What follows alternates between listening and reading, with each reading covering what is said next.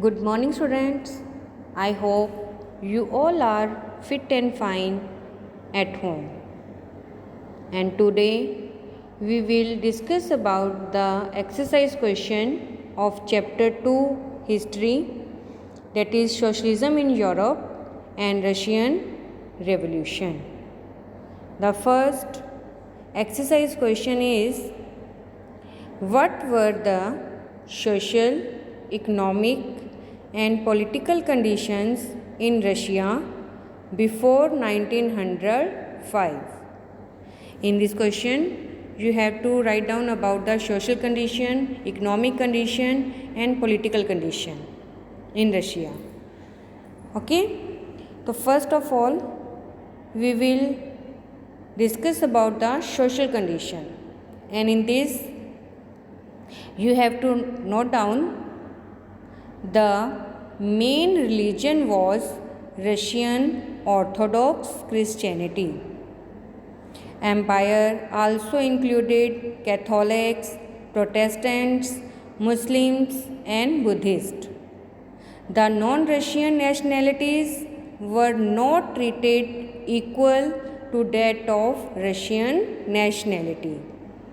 Workers were a divided group on the basis of skill and training. Peasants formed their group called commune or mir. ठीक है. The social condition means social groups कैसे थे Russia में before 1905 कि जो people थे, जो population था रशिया की, वो मेनली फॉलो करते थे, जो उनका मेन रिलीजन था, that is Russian Orthodox Christianity. And beside this, there are also the Catholics, Protestants, Muslims and Buddhists. Means some people were Catholics, some were Protestants, some were Muslims and Buddhists. And in Russia, there was not equality. People were discriminated on the basis of their nationality. Mean the Russian people, mean the local people of Russia, the Russian nationality people treated more than the non-Russian nationalities. And workers were also divided on the basis of their skill and training. They have different groups. Workers have different groups according to their skill, according to their training. And peasants also they form the group. ठीक है, उन्होंने भी अपने groups बनाए हुए थे और these are known as commune और mir. This is the social condition of Russia before 1905. Now next is about the economic conditions. And according to the Russia, the majority of Russian were agriculturists. Industries were few. Much of the production was done by the craftsmen. The workers were exploited by the capitalists who made their life miserable. ठीक है, economic conditions कैसी थी कि mostly जो Russia में people थे वो agriculture work perform करते थे, एग्रीकल्चरल एक्टिविटीज़ के अंदर इन्वॉल्व थे. इंडस्ट्रीज़ का नंबर बहुत कम था. ठीक है, कुछ एक प्लेसेस थे जिसे आपको बुक में मेंशन किया गया है, सेंट पीटर्सबर्ग, मॉस्को. तो these were the industrial cities in Russia. तो बहुत स्मॉल नंबर्स में थे इंडस्ट्रीज़. तो मोस्टली जो प्रोडक्शन मीन जो गुड्स प्रोड्यूस की जाती थी, that was done by craftsman. तो क्राफ्ट्समैन मेनली प्रोडक्शन वर्क जो है वो परफॉर्म करते थे. और इंडस्ट्रीज़ में जो वर्कर्स थे, दे वर एक्सप्लॉइटेड. तो उनको कैपिटलिस्ट मीन जो इंडस्ट्रियलिस्ट थे, वो जो कैपिटलिस्ट थे, इंडस्ट्रियलिस्ट थे, वो वर्कर्स को क्या करते थे, एक्सप्लॉइट, हराश किया जाता था उनका, जिससे उनकी लाइफ बहुत ज़्यादा क्या थी, माइजरेबल, बहुत उनकी वर्स्ट कंडीशन थी. Now next is about the political condition. तो Russia was a monarchy. The tsar believed in the divine rights of kings. They were not responsible to the parliament. All political parties were illegal in Russia. ठीक है, political condition की बात करें तो Russia में क्या था, मोनार्की रूल था. ठीक है, ज़ार जो था, ज़ार निकोलस, उसका रूल था रशिया के अंदर. ठीक है, ऑटोक्रेसी थी, सुप्रीम रूलर था ज़ार निकोलस, और वो बिलीव करता था divine rights of king. Mean जो किंग की पावर्स हैं वो सुप्रीम होनी चाहिए, उनके ऊपर कोई भी लिमिटेशंस, रिस्ट्रिक्शंस नहीं होनी चाहिए. मीन जो किंग है that were not responsible to the parliament. ठीक है, और इसके अलावा सभी पॉलिटिकल पार्टीज जो थी दे वर डिक्लेयर्ड इलीगल इन रशिया. तो this is the political condition of Russia before 1905. Now the next question number 2. In what ways was the working population in Russia different from other countries in Europe before 1917?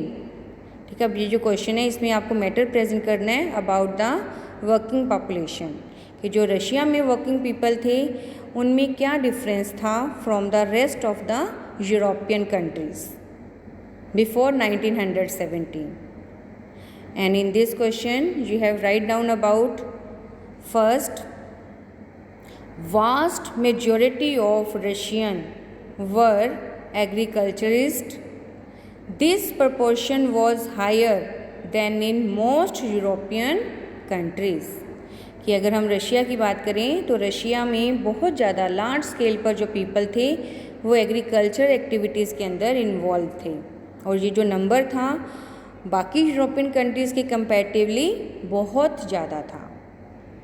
Second, the cultivators in Russia produced for the market as well as for their own needs. Mean जो Russia में people थे, जो farmers थे, जो cultivation work perform करते थे, वो जो कल्टीवेशन वर्क करते थे मीन जो प्रोडक्शन होता था that is for the market, कि वो मार्केट में सेल करने के लिए भी उनको प्रोड्यूस करते थे, and also for their own needs, कि अपनी जो कंजम्पशन नीड है उनको भी फुलफ़िल करने के लिए वो क्रॉप्स को ग्रो करते थे. Third, workers were a divided social group on the basis of skill. कि रशिया में जो वर्कर्स थे उनके ग्रुप बने हुए थे, डिफरेंट ग्रुप्स के अंदर वो डिवाइडेड थे according to their skill, according to their training, कि जिस फील्ड के अंदर वो ट्रेंड है, जो उनका स्किल है, उनके अकॉर्डिंगली उनके डिफरेंट ग्रुप्स बने हुए थे. Next, fourth point, peasants in Russia had no respect for the nobility, whereas in countries like France, peasant respected nobles. अगर रशिया में बात करें, रशिया में जो पीपल थे वो नोबल्स को रिस्पेक्ट नहीं करते थे. ठीक है, मीन रशिया में भी मोस्ट ऑफ द जो लैंड एरिया था that is occupied by nobles, noble के पास थे, लेकिन इन नोबल्स को जो रशियन पीजेंट्स थे वो रिस्पेक्ट नहीं करते थे. They wanted that the land area shifted to them, कि लैंड एरिया उनको प्रोवाइड किया जाए. That's why they frequently refuse to pay the tax, pay the rent. तो इसलिए वो फ्रीक्वेंटली रेंट को पे करने से भी रेफ्यूज़ कर देते थे. और अगर हम 1905 के टाइम पीरियड, 1907 के टाइम पीरियड की बात करें तो at that time large scale पर जो नोबल्स थे उनको किल किया गया था by the peasants in Russia. लेकिन अगर हम on the other hand France की बात करें तो फ्रांस के जो पीजेंट्स थे वो नोबल्स को रिस्पेक्ट प्रोवाइड करते थे. Now the next fifth point is, in Russia peasants had pooled their land together and divided the profits according to the family needs. In other parts of the world, agriculture was done individually by the peasants. कि अगर हम Russia में बात करें तो जो peasants थे generally वो क्या करते थे, अपने लैंड एरिया को पूल करते थे। पूल मीन क्लब करके वो अपना एग्रीकल्चर लैंड के ऊपर जो कल्टीवेशन वर्क है वो परफॉर्म करते थे, और जो भी प्रॉफिट होता था कल्टीवेशन से उसको according to their family needs वो आपस में शेयर करते थे। लेकिन अगर हम बाकी other parts of the world अगर हम बात करते हैं, then in other parts of the world mostly the peasants the agriculture work was done individually, कि वो अपने अपने लैंड एरिया पर क्या करते थे, एग्रीकल्चर वर्क परफॉर्म करते थे।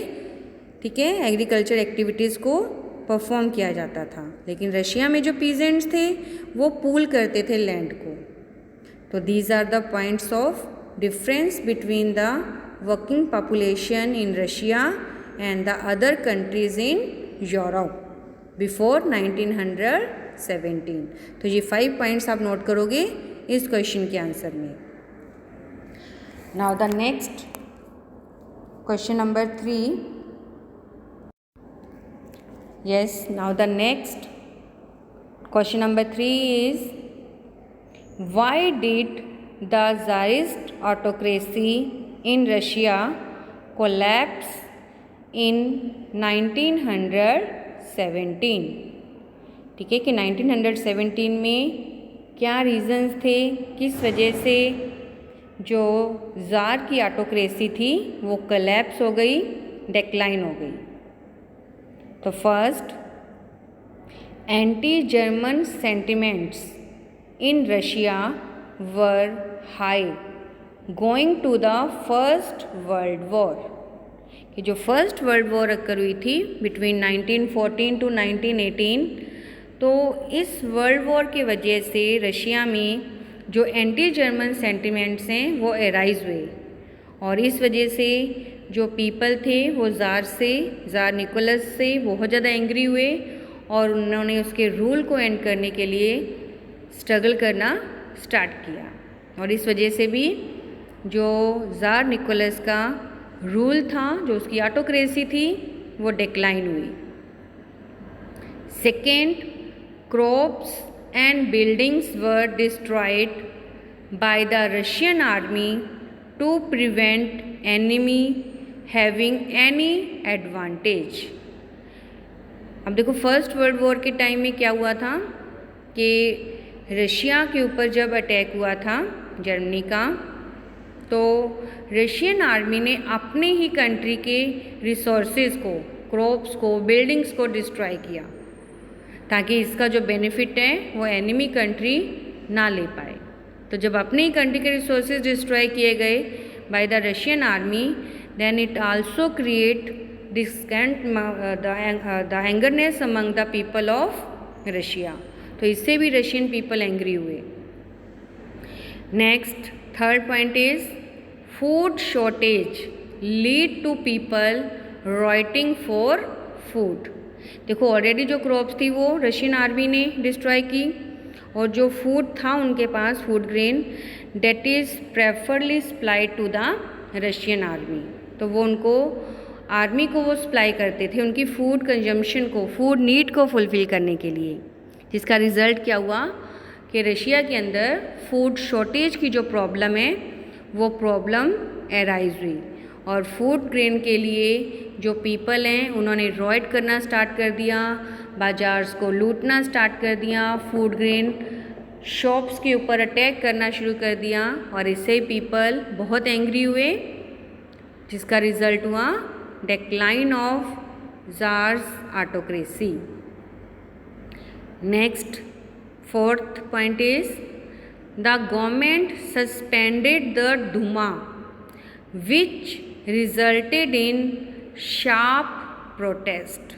और इसके अलावा ज़ार निकोलस ने क्या किया, डूमा को सस्पेंड कर दिया, कि जो इलेक्टेड पार्लियामेंट थी इसको सस्पेंड किया गया, डिसमिस किया गया बाय द ज़ार निकोलस, और इससे पीपल एंग्री हुए, और this also results in the collapse of autocracy in Russia. Next, number 5, workers protested for wages and better working hours. और जो वर्कर्स थे वो भी प्रोटेस्ट कर रहे थे उनकी वर्किंग कंडीशंस को इम्प्रूव करने के लिए। वो मोर एंड मोर वेजेस की डिमांड कर रहे थे कि प्राइजेस जो हैं इंक्रीज़ हो रहे हैं गुड्स के, तो उनकी वेज रेट को भी इंक्रीज़ किया जाए। इसके लिए प्रोटेस्ट कर रहे थे, स्ट्रगल कर रहे थे। वो अपने वर्किंग आवर्स को रिड्यूस करना चाहते थे, मीन लॉन्ग आवर्स तक 10 to 14 आवर्स तक उनको इंडस्ट्रीज़ के अंदर वर्क करना पड़ता था। तो वो अपने वर्किंग आवर्स को भी रिड्यूस करने के लिए प्रोटेस्ट कर रहे थे, लेकिन उनकी डिमांड्स को कहीं पर भी एक्सेप्ट नहीं किया जा रहा था। तो इस वजह से भी जो ज़ार ऑटोक्रेसी है वो कोलैप्स हुई, डिस्ट्रॉय हुई। तो these are the different ways why the people became angry in Russia and which results in the collapse of autocracy in Russia। ठीक है, तो ये रीज़न थे जिस वजह से 1917 में जो ज़ार का रूल था, ज़ार निकोलस का, वो रूल डिस्ट्रॉय हुआ। ठीक है, and next question number 4, 5 and 6, these questions we will discuss in our next video। Okay, और तब तक आप अपने ये क्वेश्चंस अच्छे से नोट डाउन करोगी और अपना वर्क कंप्लीट करके सबमिट करोगे। And if you have any query then you can discuss it in the class. Okay बेटा, थैंक यू।